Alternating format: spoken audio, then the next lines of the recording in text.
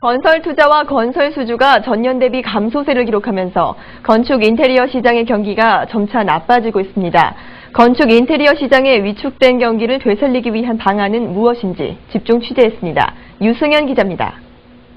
발코니 확장 합법화, 마이너스 옵션제 등으로 인해 건축 인테리어 시장에서 소비자가 적극적으로 참여할 수 있는 여지가 많아지고 있습니다. 또한 최근 도시재정비 촉진을 위한 특별법, 도시 및 주거환경정비법 등이 상임위를 통과하면서 재개발, 재건축 사업도 속도를 낼 것으로 전망됩니다. 하지만 현재 건축 인테리어 시장의 경기는 좋지 않습니다. 건설 투자는 2004년 1사분기 이후 총 19분기의 장기 하강 국면을 지속하고 있는 상황이며 2008년 국내 건설 수주는 민간 주택 수주의 극심한 부진으로 9월 이후에는 2007년 대비 17.7% 감소한 상황입니다. 즉 올해보다 4.2% 정도 더 감소할 것으로 보이고요. 공공 같은 경우는 예산 증가에 따라 4.2% 증가할 것 같습니다. 그러나 민간은 그 주택과 비주거 시장이 더 침체가 심화돼서 전체적으로 한 10.7% 정도 감소할 것으로 보입니다. 2006년까지 증가세를 보였던 건축 인테리어 시장이 이렇게 감소세로 돌아선 데에는 경기 침체 외에도 건축 인테리어 시장의 주먹구구식 환경도 큰 요인으로 작용했습니다.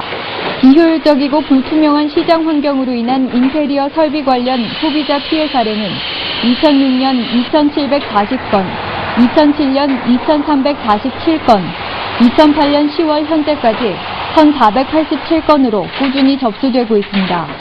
시공 견적에 대한 업체별 금액 차이가 크기 때문에 여기에 대한 불만이 있고요. 또한 소비자가 불가피한 사유로 중도 계약을 해지할 경우에 사업자가 과다한 위약금을 요구하는 사례가 있고요. 그 다음에 시공된 자재의 불량으로 인해서 서비스를 요구할 경우에 서비스를 해주지 않아서 지연되거나 서비스를 못 받는 피해. 그 다음에 계약 시에 모델하우스에 있던 자재나 아니면 계약 시 어떤 자재를 쓰겠다 했던 자재를 쓰지 않고 일방적으로 다른 자재를 써서 거기에 대한 소비자들이 피해가 많습니다.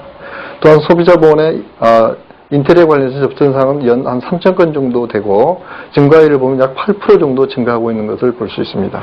최근에는 불황으로 그 수가 줄어들기는 했지만 이러한 피해 사례는 건축 인테리어 업계의 경기 침체를 가속화시키는 요인임에 분명합니다. 전문가들은 현재 건축 인테리어 업계에 필요한 것은 시장의 투명성과 효율적인 시스템이라고 말합니다. 아파트 건설사들이 인테리어에 더욱 신경을 쓰고 있는 것은 그 때문입니다. 특히 올해처럼 분양 물량이 적을 때일수록 창의적인 디자인과 질 좋은 인테리어는 소비자들의 불신을 해소시키기 위한 가장 좋은 방법입니다. 웰빙 트렌드를 반영한 친환경 인테리어는 그 대표적인 사례라고 할 수 있습니다. 이러한 고품질의 인테리어 디자인은 아파트뿐만 아니라 카페나 식당 같은 상업 공간, 병원, 학교 등에서도 부각되고 있습니다. 비슷비슷한 공간에서 벗어나 공간의 가치를 새롭게 만들어낼 수 있기 때문입니다. 자재를 생산하는 업체들도 이에 발맞춰 신기술, 신자재를 선보이는 데 전력을 다하고 있습니다. 해마다 열리는 수십여 개의 건축 인테리어 관련 전시회는 그 면모를 확인할 수 있는 좋은 기회입니다. 한편 업계 내에서는 업체들의 이러한 적극적인 움직임을 소비자에게 정확하고 빠르게 전달할 수 있는 시스템의 필요성도 대두되고 있습니다.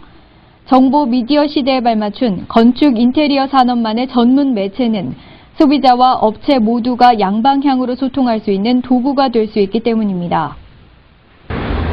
빠르게 변화하고 있는 세계 정세에 적응하고 경기 침체를 극복하기 위해서는 건축 인테리어 시장의 투명화와 정보 선진화 실현이 관건이라고 업계는 입을 모으고 있습니다. 소비자와 시공업체, 자재업체, 3자 모두가 만족할 수 있는 건축 인테리어만의 전문적인 시스템이 그 어느 때보다 절실히 요구되고 있습니다. KIB 인테리어 뉴스 유승현입니다.